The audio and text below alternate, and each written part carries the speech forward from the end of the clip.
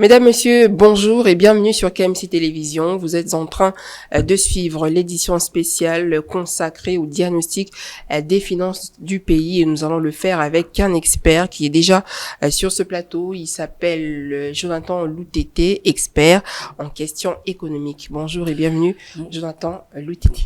Bonjour madame. Comment allez-vous? Est-ce que je vous ai bien présenté? Vous avez d'autres casquettes? Si oui. Alors, vous m'avez très bien présenté, mais il faut rappeler que je suis journaliste tout d'abord.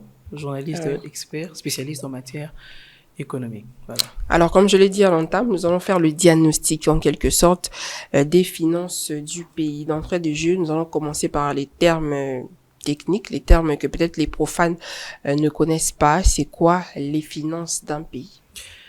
Alors, les finances publiques, c'est d'abord l'argent de l'État. C'est l'argent de l'État. C'est comment l'État gère l'argent qu'il gagne, l'argent qu'il dépense et ses dettes. Alors, les finances publiques comprennent premièrement les recettes publiques, parce qu'on dit l'État, comment il gagne de l'argent. C'est que l'État perçoit comme recettes publiques. Nous avons dans les recettes publiques, nous avons les taxes, nous avons les impôts, nous avons les redevances minières, pétrolières, et également nous avons les dons et les aides et les dons internationaux. Il peut nous arriver, la Suisse par exemple offre à la RDC 600 millions. Cet argent-là, ils en bon à l'État. À ne pas confondre avec l'économie du pays. C'est les finances. C'est les finances publiques. Donc, ils gèrent l'argent de l'État, la trésorerie publique. Donc, c'est ça, les finances publiques. Donc, nous avons, comme je disais tantôt, les recettes publiques. Et à part les recettes publiques, nous avons bien dit que l'État gagne, mais il dépense. Il y a des dépenses publiques. L'État investit dans plusieurs domaines. Dans l'éducation, on peut payer pour construire les écoles, les infrastructures, construire les écoles, les hôpitaux, payer les enseignants, payer les fonctionnaires. Vous savez très bien que chaque mois, le gouvernement, l'État, paye les fonctionnaires, paye les agents, les administrations et institutions. L'État les paye. Ce sont des dépenses publiques. Toutes les dépenses engagées par l'État. Les frais de fonctionnement des ministères. C'est ça, les finances publiques. Donc, les dépenses publiques. C'est que l'État paye. Les léopards vont jouer au Maroc et tout ça. Pour leurs primes et tout, l'État paye. Ce sont des dépenses publiques, des investissements que l'État fait. Alors, à part les dépenses publiques, nous avons des recettes, les dépenses publiques. Nous avons aussi le budget de l'État. Le budget de l'État, c'est le plan annuel. Comment il prévoit gagner de l'argent et comment il prévoit dépenser de l'argent. Vous savez très bien qu'il y a quelques mois, la première ministre a présenté au Parlement le projet de budget de l'État pour l'exercice 2000. Le budget qui se lève à entre 17 et 18 milliards de dollars. C'est vraiment une avancée. C'est ça, au fait, le plan annuel. Comment nous allons dépenser de l'argent? Comment nous allons placer? C'est ça le plan annuel. C'est qu'ils sont en train de planifier. Ils ont planifié, par exemple, dans tel domaine. C'est pourquoi, au ministère du budget, il y a ce qu'on appelle, il y a toujours des exercices, des prévisionnels. Il y a comment chaque ministère va présenter son plan. Vous comprenez? Nous, cette année, nous pensons faire ceci. Nous avons besoin de temps. Et tout ça, et c'est que l'État va gagner. On prévoit aussi. C'est que nous allons gagner, c'est que nous allons planifier pour gagner des recettes public. Donc, ça, je parlais faut faire le budget de l'État. Et à la fin, nous avons ce qu'on appelle déficit, excédent et les dettes. Le déficit, c'est l'argent que l'État dépense, mais qu'il ne gagne pas. Vous comprenez? Déficit, l'État a prévu, par exemple, 100 000 pour telle activité, et nous sommes au-delà de 100 000. Mais maintenant, l'excédent, c'est ce que l'État gagne, mais qu'il ne dépense pas. Vous comprenez? Il gagne dans ce qu'il dépense. Je donne un exemple. L'État sort par exemple 100 000. Dans le déficit, nous avons dit l'État est maintenant surplus. Il y a maintenant surcharge. L'État a prévu 100 000, mais vu les activités, l'État doit débourser plus de 100 000. Vous comprenez? Plus que ce que l'État dépense. Plus que ce qu'il gagne d'ailleurs. Mais maintenant ici, l'État maintenant a prévu un montant, mais maintenant il reste une somme. Un seuil. Voilà. Vous comprenez? Je peux donner un exemple. Vous avez prévu 100 000, vous dépensez par exemple, vous êtes dans le 100 000, faites un investissement, vous gagnez 125 000. Vous avez déjà un excédent de 25 000. Vous comprenez? Un déficit, c'est lorsque vous êtes déjà au-delà de ce que vous avez prévu. Et les dettes, nous sommes devant un expert. Je vais finir par là. Les dettes, c'est lorsque l'État fait des emprunts, soit des eurobonds. Eurobonds, d'ailleurs, c'est lorsque nous avons déjà ici reçu le rebond de près de 750 millions. Nous serons bientôt à quelques milliards, à 1 milliard et quelques. Et ça permet à l'État d'avoir des eurobonds et puis les vendre aux investisseurs. Et l'État gagne des intérêts. Vous comprenez? J'ai acheté le téléphone à $300, je vous vends pour aller vendre des téléphones, vous me remettez par exemple $600, donc je gagne $300 de plus. Je paye la dette de $300 que j'ai pris pour le téléphone et moi, j'ai ce bénéfice de $300. Donc les dettes aussi, l'État peut avoir des dettes auprès de particuliers, des bons de trésor. Les gens viennent prêter de l'argent à l'État congolais. Voilà, c'est ça, les finances publiques. Vous avez beaucoup à dire sur les finances publiques. Nous avons le temps pour ça. Avec tout ce que vous venez d'expliquer, comment justement vous jugez la gestion de ces finances sous la houlette de Monsieur Doudou Fwamba, qui est le ministre de tutelle actuellement? Alors, c'est qu'il faut retenir que 65 ans durant, en RDC, depuis l'indépendance, les finances publiques n'ont jamais été gérées de la plus belle manière, avec crédibilité. Je sais de quoi je parle, j'ai fait des investigations, nous avons essayé un peu de voir le temps, selon le temps aussi. Nous avons réellement compris qu'aujourd'hui, les finances publiques Qu'est-ce qui vous fait dire ça, justement? De la plus belle manière. Alors, ce qui nous fait dire ça, premièrement, il y a une stabilité macroéconomique. Prouvée. Je commence d'abord dans cette stabilité macroéconomique. Il y a stabilité du taux de change.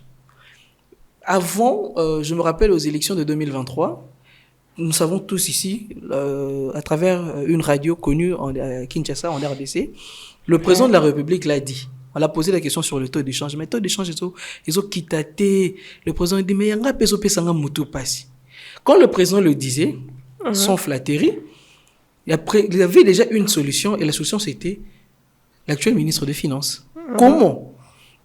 Parce que depuis 2000, je prends l'exemple de 2023. Non, avant d'abord 2023. On était dans les croyances impossibles. En 2023, le taux était entre 1900 et 2000. On se posait des questions, mais c'était presque chaque mois, chaque moment. Vous savez très bien que les rédactions bougeaient. Il y avait toujours dépréciation. Le taux flambait. Nous avons quitté de 1900, 2000 à 2800 francs. Et en juin 2024, depuis juin 2024, il y a eu la stabilité de taux de change. Le taux est resté de 2800. Jusqu'au mois de septembre 2025. Le taux n'a jamais bougé. Nous sommes restés à 2800. Il y a eu la stabilité de taux de change. Une stabilité qui a beaucoup coûté au panier de la ménagère. Non. Ça, c'est après l'appréciation. Je viendrai parce il faut faire la différence entre la politique budgétaire menée par le ministre des Finances, le gouvernement, et il y a la politique monétaire qui est menée par la Banque centrale, la Banque centrale.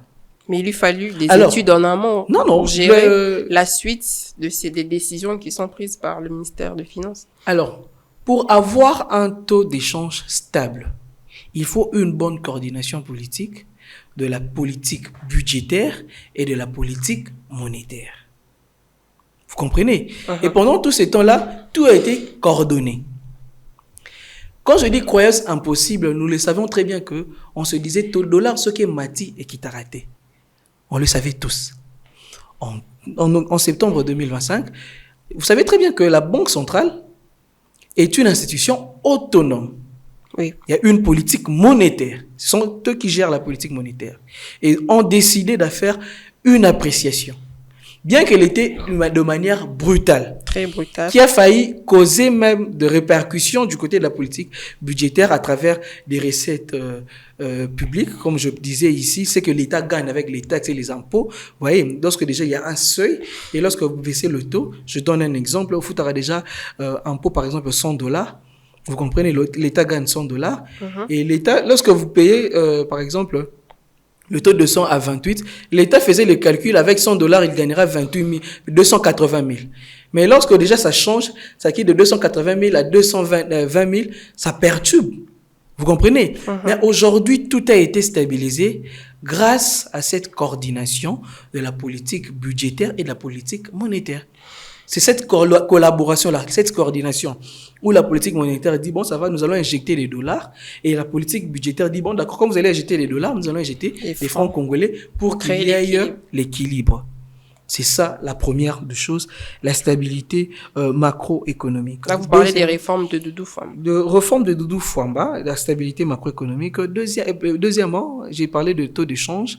Il y a aussi ce qu'on appelle l'inflation maîtrisée.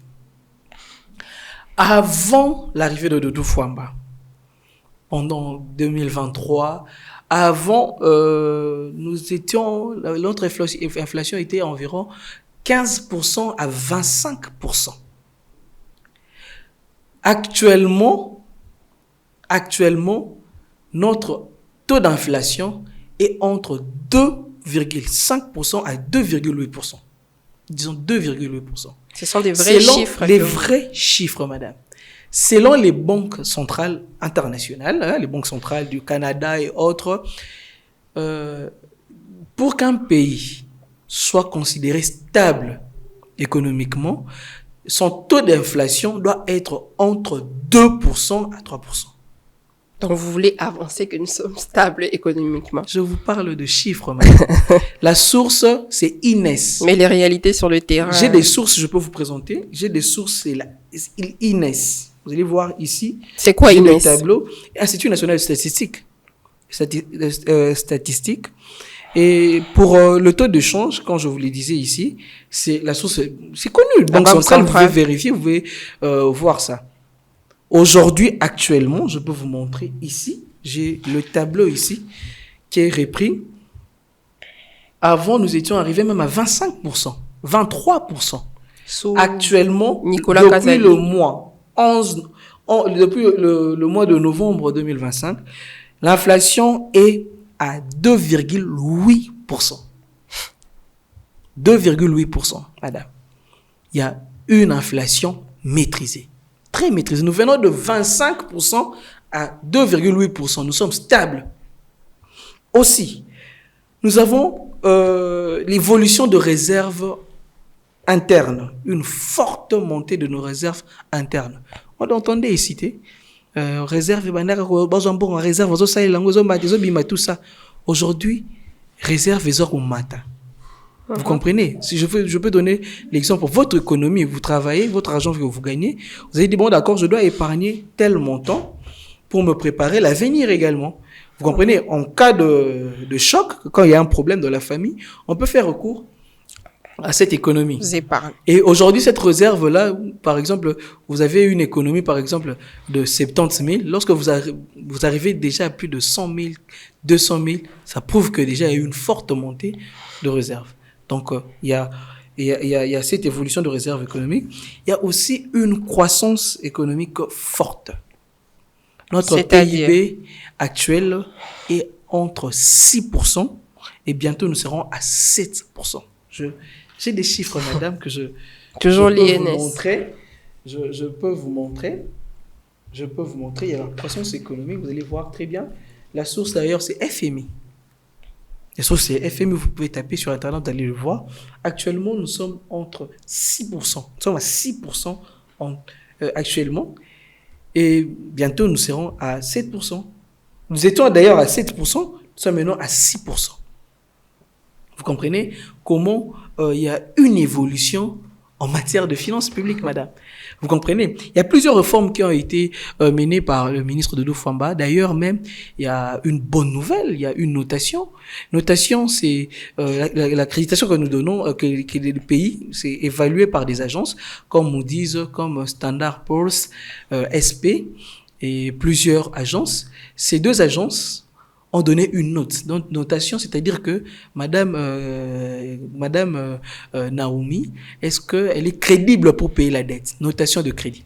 Est-ce qu'elle est crédible pour payer la dette? Est-ce que Madame Naomi, on peut faire confiance? C'est comme ça qu'on évalue, ces agences évaluent les nations. Alors, notre pays, actuellement, notre note est à B, moins stable, avec perspective positive. Là, vous parlez des réformes. Des réformes menées par le ministre. C'est grâce à la bonne gestion de finances publiques. Lorsqu'on gère bien l'argent, bon à l'État, parce que nous parlons de finances publiques, bon à l'État. Je vais vous prendre au mot. Vous parlez d'une bonne gérance du ministre Doudou Fwamba, mais à l'heure actuelle, il est dans des sales affaires, si je peux le dire ainsi, avec le dossier paye-service. Déjà, de votre vie d'expert, comment vous considérez un peu ce dossier? Est-ce que c'est de l'acharnement contre lui ou alors il y a un vrai soubassement derrière ça? Par respect à vous, madame, que je répondrai à cette question, mais sinon, c'est un sujet qui ne valent même pas qu'on en parle. Mais j'aimerais d'abord continuer rapidement dans le... puisqu'on parle de lui, puis, vous vantez ses mérites. Mais sur le terrain, il y a une critique. Je veux revenir, parce que je voulais vraiment continuer à parler de réforme en parlant de paye-service et prétendu audio monté de toutes pièces contre le ministre. En tout cas, moi personnellement, ça ne m'étonne pas. Et aussi, je pense que même ceux qui dirigent le ministère de Finances ne sont pas étonnés parce que depuis très longtemps, il y a des cabales, il y a des groupes, il y a des choses qui sont montées de toutes pièces contre ce ministère pour jeter en pâture le travail et les réformes menées par ce dernier, le ministre de Finances. Vous comprenez? Je vous donne un exemple. Je veux vous clarifier sur le dossier paye-service. Paye-service, le dossier a commencé à l'époque. Il y avait un autre ministre de Finances. D'où on a cité Madame Julie Chikou, qui était à l'époque de ce cabinet. Elle était conseillère financière. Et par après, elle est devenue, sous le ministre Doudou Fwamba, elle est devenue directrice de cabinet adjointe. Alors, le dossier, lorsque le dossier est arrivé au cabinet de ministre Doudou Fwamba, le dossier, on peut pas faire un paiement comme ça. Payer 20 millions, 25 millions comme ça, c'est ça la bonne chose que monsieur Doudou Fwamba a apporté dans son cabinet, dans son ministère. Il y a eu des enquêtes sérieuses. Et ces enquêtes ont donné comme résultat que cette banque a été même sanctionnée aux États-Unis. Cette banque ne va même pas être une banque. Et comment payer à des individus? Vous voyez, c'est comme ça que certains ont dit bon et bimi to kabola to réfléchir Simon, parce que c'était ça l'habitude. Et comme on ne trouve pas cette habitude actuellement dans le ministère de Finances, c'est ce qui grince. Pourquoi il y a grincement dedans? Pourquoi il y a tout ceci? Papa, maman, je vous donne un exemple. Moni muntu amesana koyiba pour asomba téléphone, amesana koyiba pour asomba véhicule, pour asomba elamba. Le jour où la personne, retenez bien ceci, le jour où la personne a komona yo na téléphone à malonga, a remitsa na mutoneka ke yepa zo yiba. Pourquoi? Parce que c'est dans ses chaînes, dans ses habitudes. C'est étonnant, un jeune comme M. Doudou Fwamba qui gère les finances publiques sans scandale, sans bavure. Il y a jamais eu de scandale. Il y a dossier morobo, il y a forage. Il y a dossier morobo, il y a construction. Il n'y a jamais eu de scandale depuis juin 2024 jusqu'à aujourd'hui.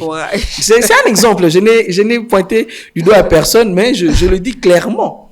Vous comprenez? C'est ça, au fait, les finances publiques actuellement. Et ces dossiers-là, le cabinet avait jugé bon. Selon vous, il est victime d'acharnement. Prenons l'exemple de l'audio que j'ai entendu. Dans ce cabinet, j'ai vérifié, j'ai fait des investigations. Il n'existe pas de trésor qui est là. Comment quelqu'un, moi aussi je peux sortir là, je me dis, j'appelle allô, pour passer à l'émission à KMC, il faut payer autant. Moi-même, j'ai parlé avec Madame Naomi. Peut-être n'êtes pas au courant de ça. Mais c'est quand même le ministère de la Justice qui a pondu ce communiqué. On n'interdit pas. On n'interdit pas. Je pense qu'il y a quand même du sérieux. C'est quand même un ministère. C'est tout un ministère. La lettre a été signée par le ministre lui-même. Et quand on nous montre deux individus, je pense qu'il y a quand même eu des enquêtes avant de mettre ces noms-là. Est-ce que le ministère des Finances n'est pas en train de nier ces agents? Non. Madame, c'est M. Yannick Issa et déjà, s'il faut commencer par nous expliquer, expliquez-nous d'abord ce dossier. On nous dit qu'il y a des poursuites contre certains membres du cabinet du ministère des Finances. C'est quoi l'affaire avant d'entrer en profondeur? Non, mais nous avons tout suivi ici sur les réseaux sociaux. Les audios, les audios, les gens demandaient 20%, 10%. Madame. Rétrocommission. Je vais vous dire sincèrement, ce qui m'a étonné dans ce cabinet du ministre Doudou Fwamba, il y a une cellule qu'on appelle bonne gouvernance qui suit, et le travail c'est suivi d'éthique. Dans cette cellule, ils ont posé de base. Quand il y a même des soupçons, personne d'ailleurs, d'abord pour commencer, personne ne peut influencer des dossiers dans le ministère. Que ce soit des personnes extérieures, même des personnes intérieures. Et même dans cette cellule, lorsqu'on t'attrape avec un sujet de rétrocommission du ministère, lorsqu'on vous attrape, même lorsqu'il y a quelqu'un qui dénonce, on fait des enquêtes, il y a beaucoup de personnes, vérifiez, moi j'ai fait l'enquête, beaucoup de personnes ont quitté ce cabinet à cause de soupçons, à cause de ces jeux-là. Lorsqu'on vous attrape en train de faire ça, on vous arrête. On vous met à la porte. Beaucoup de gens sont partis. Je peux vous montrer, madame. Je ne parle pas en vain. Je ne vais pas montrer ça au public, mais je vous montre des documents, ce message. J'aimerais que vous puissiez, en tout cas, lire ça. J'ai deux messages ici. Par respect, je ne veux pas présenter le nom des gens. Les messages de qui? Des gens qui écrivent aux membres du cabinet parfois. Vous allez lire ici. Je vais vous montrer ça. Il y a des dossiers, des gens qui écrivent ici, je vais vous montrer. Je ne vais pas citer. Bonsoir, chef. Un proche m'est venu et contacté pour solliciter ton aide. Il a 2 paiements au niveau de la Banque centrale qui attendent seulement l'autorisation du ministre des Finances. Et il poursuit pour dire, voici ici le premier. Il y a beaucoup de choses. Et le chef, le membre du cabinet rejette. On ne peut pas prendre ça. Il y a le conseiller de la trésorerie et le conseiller financier. Ça prouve le sérieux qu'il a dans le travail. Le ministre recrute pas n'importe qui. Mais les 2 agents, ils sont du ministère ou pas? Monsieur Yannick, c'est conseiller à la trésorerie.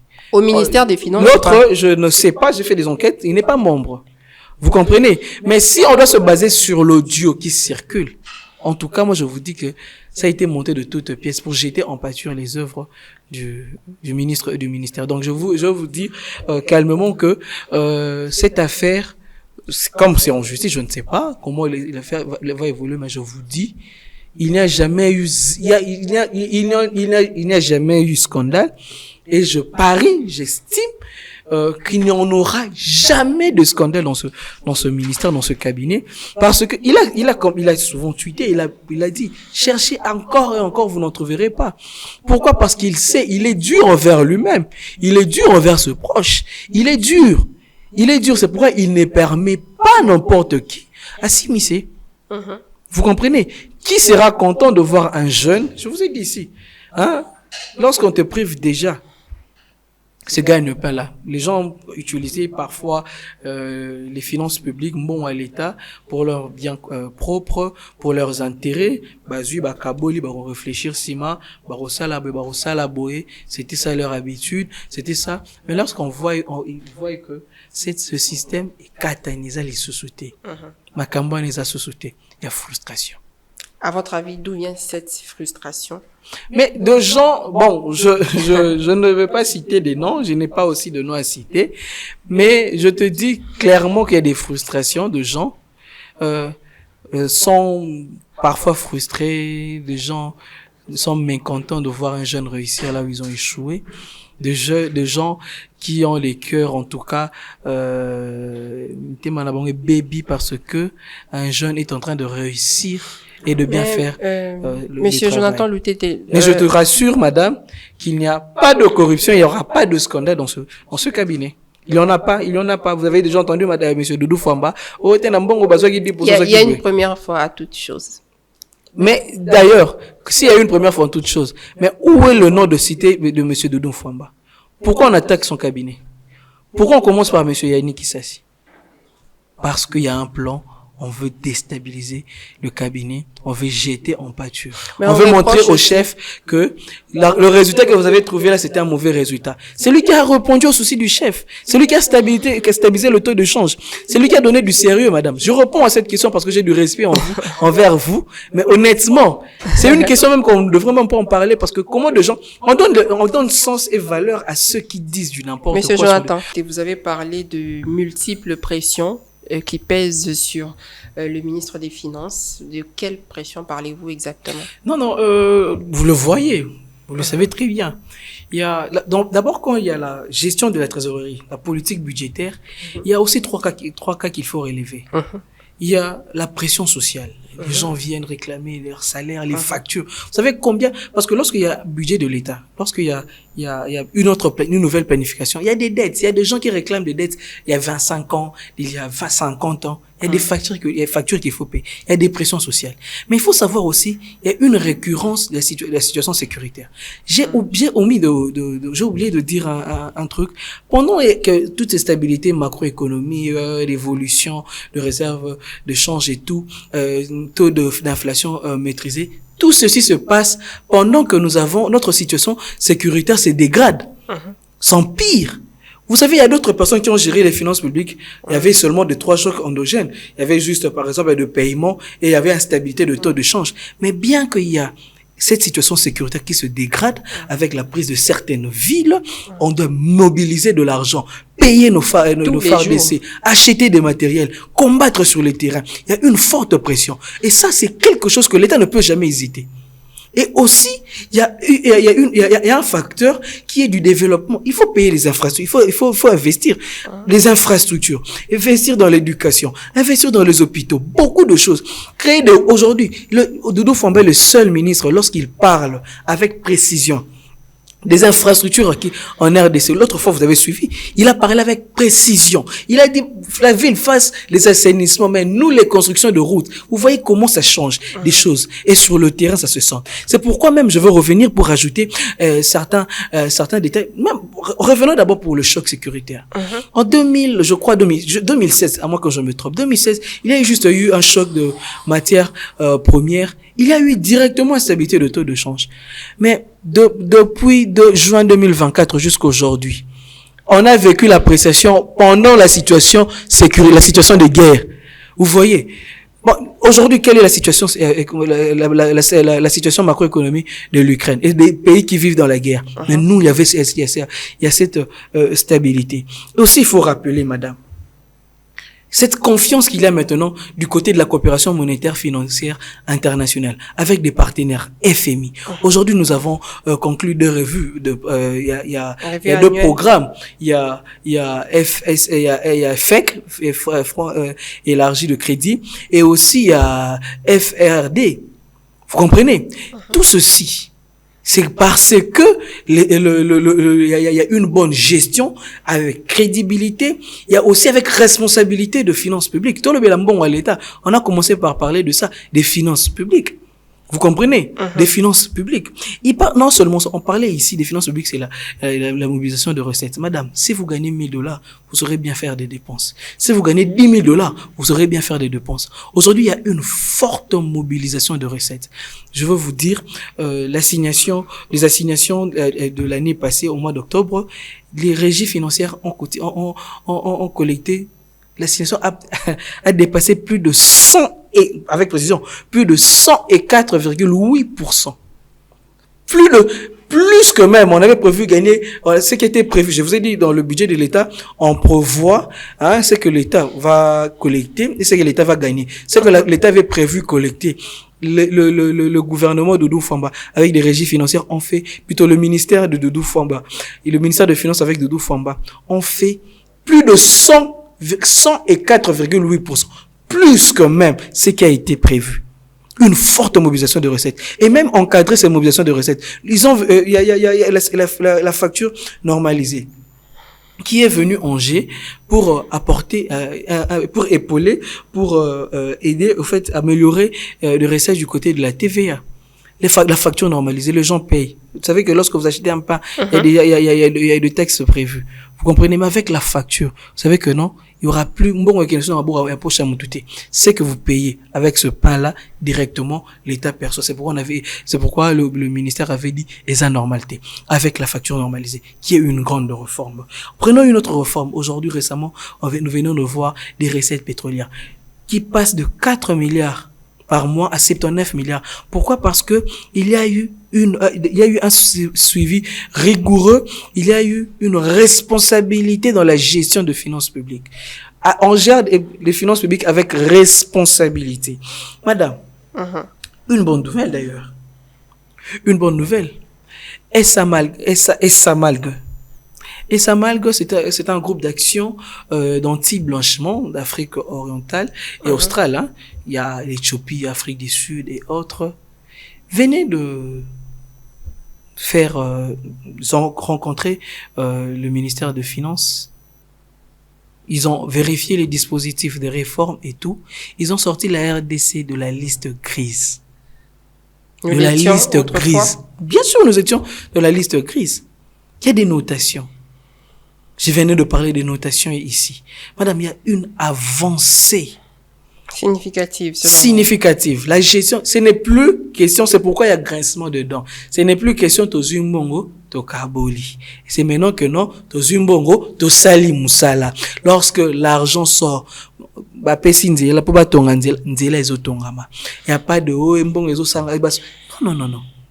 Vous comprenez? Avec l'eurobond aujourd'hui, l'argent. On a parlé ici que non, l'État emprunte parfois. C'est comme nous, les humains. On a l'argent.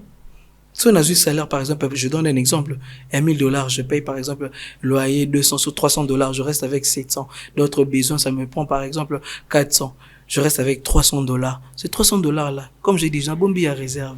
Vous comprenez? Mais si j'ai un besoin urgent que je dois faire, qu'est-ce que je fais? Je dois prêter. Je peux prêter. Et je peux prêter. Et c'est la normal. Et lorsqu'on emprunte, puis, on le rappelle, ça n'a gagné intérêt. Vous comprenez? Et tout ceci, c'est dans l'intérêt de la population congolaise. Donc, ce ministre de Finances, son cabinet, vous le présentez comme le meilleur ministre que le pays n'a jamais Je prends ce risque-là. Je le dis. En tant qu'expert, 65 ans durant, j'ai fait des investigations. Je vous le dis. C'est le seul et meilleur ministre. Je vous ai parlé ici, non? Stabilité de taux de change. Il y a eu des chocs ici, il y avait une instabilité de taux de change. Seulement en 2016, comme j'ai donné l'exemple ici, en matière de cours premières, bien que je ne vais pas citer de nom. Nous connaissons, on a quitté de 900, 1600. Vous comprenez? Mais aujourd'hui, on a la situation sécuritaire. Des recettes à Goma, maman. Ce sont des recettes importantes, non? Il faut collecter de l'argent. Aujourd'hui, bien qu'il y a cette situation, mais les gens travaillent. Le ministre travaille. Il coordonne bien sa politique budgétaire afin que l'État perçoive l'argent. Bon, s'il faut parler également, puisque vous parlez des réformes, il faut aussi parler de la dette publique. Puisque nous sommes dans les finances, la question est celle de savoir, est-ce que cette dette est-elle exagérée? La dette publique que nous avons dans notre pays est-elle exagérée, réelle ou stable? Comment vous pouvez juger un peu les dettes publiques de notre pays? Alors, moi, je ne dirais pas que c'est exagéré. Non. C'est stable, madame. Puisque vous êtes du côté de... Je suis du côté de personne. Non, moi, je vous ai dit, c'est le résultat des enquêtes que nous venons éclairer la population congolaise. Qu'on arrête de nous berner, madame. Qu'on arrête de nous montrer la mauvaise chose. Vous comprenez? Aujourd'hui, ce n'est pas exagéré. Ce n'est pas exagéré. C'est sous-doudou. Si aujourd'hui, je vous donne un exemple. Si notre notation n'était pas bonne, On allait nous mettre sur la liste des bateaux à foutre à Nyongoma B. On n'allait pas avoir ce crédit. Si le pays de notre nation, si nous aujourd'hui, les organismes, les FMI autres, nous prêtent, si aujourd'hui nous avons des emprunts facilement, c'est parce que nous avons une bonne notation. Pourquoi? Parce que nous payons très bien. Je parle ici de notation de crédit. Nous avons bien moins stable, perspective positive. Deux agences, Moody's et Standard & Poor's, SPP. Vérifiez, madame. Ce sont des choses que lorsque même au bêtise Internet au monde, nous sommes maintenant bien moins stables. Nous sommes en train d'avancer. Toutes les réformes que vous venez de citer, est-ce que vous pensez que ces réformes-là touchent la priorité sociale? Là, je parle du secteur de la santé. Tout ce qu'on on fait comme réforme dans les finances publiques, est-ce que vous ne sentez pas que ça ne se sent pas dans la vie sociale des Congolais, dans tous les secteurs, santé, éducation, en tout cas dans tous les secteurs? Alors, madame, pour répondre clairement à cette situation, je parlais ici que ce cabinet travaille pour l'intérêt de la population. Ne travaille pas pour parce que la population se retrouve. La population se retrouve. Je parlais ici $10,000. de l'investissement, des constructions, des infrastructures. Ça ne se fait pas seulement ici à Kinshasa, mais partout. Allez en province, dans le Kasaï, allez là-bas, à Chopo, partout, même ici à Kwilu, allez vérifier. Dans le Tanganyika là-bas, allez vérifier, madame. Le ministre a dit avec précision des infrastructures, ce qui se fait. Aujourd'hui, il y a une avancée. Même, maman, grève ça les massous trop. Récemment ici, les enseignants ont rencontré le ministre, ensemble avec le ministre de l'Éducation nationale. Vous comprenez? Les enseignants sont payés. Les professeurs d'université sont payés. Vous comprenez? Ils sont payés. Aujourd'hui, les salaires, c'est aussi une grande réforme et que aujourd'hui, les 70, les 40e jours, il y en a plus. Les gens sont payés. Chaque mois, les fonctionnaires obtiennent leur salaire. Il y a des frais de fonctionnement. Bien qu'il y a effort de guerre, bien que nous avons cette situation sécuritaire dégradante, vous comprenez? On a privé à personne son salaire, qui a un caractère alimentaire. Un monsieur, pareil, ça ne court pas le rue, madame. Ok. Vous avez parlé de toutes les réformes de monsieur Doudou Fwamba. À l'heure actuelle, s'il faut vous poser la question de savoir, à votre avis, il devrait se concentrer sur quelle filière pour que nous puissions atteindre l'essor dans ce pays, dans les finances publiques? Est-ce qu'il doit se concentrer encore sur le dollar, l'inflation?